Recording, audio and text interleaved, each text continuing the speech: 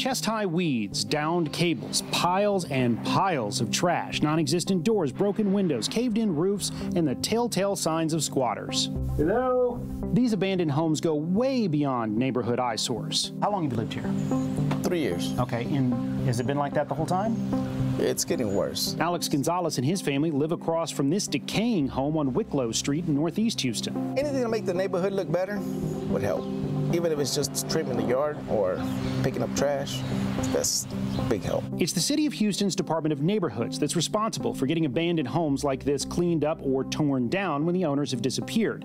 Assistant Director Reggie Harris says no question this is a quality of life problem. If a building stays open and vacant and not secured, it's considered a dangerous building. If it's listing or leaning to a certain point, it's a dangerous structure. Right now, the city has a list of more than 1,000 dangerous buildings in residential areas, like this house on Napoleon Street across from Jack Yates High School. Weeds are thick, trash everywhere, and a little surprise waiting on the front porch. Oh, sorry.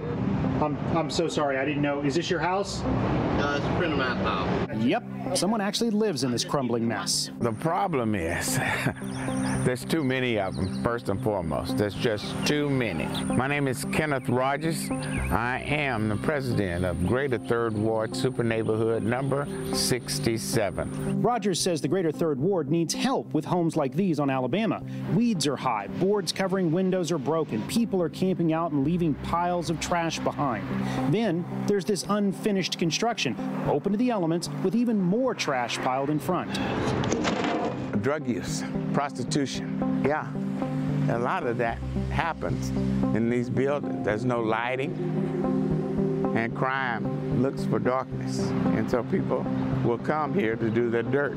We heard the same complaints in several neighborhoods. Cashmere Gardens on the northeast side. It's a blight and a health hazard and a safety hazard to the community. Acres Homes in the northwest. Safety is a major concern in this community, but mostly because of the abandoned structures. Like this pair off South Victory. Unbelievable piles of trash, a breeding ground for mosquitoes, dirty clothes, and old oil filters. The basic role for the Department of Neighborhoods is really enhancing the quality of life within the city of Houston. But that takes time. Remember this jumbled mess on Wicklow? It popped up on the city's radar in 2020 and is just now slated for demolition. Harris says the city first tries to get the owner to clean up the mess. That is, if property records are accurate. We have brought cases all the way to hearings, and we found out that, oh, there's a new owner of the property.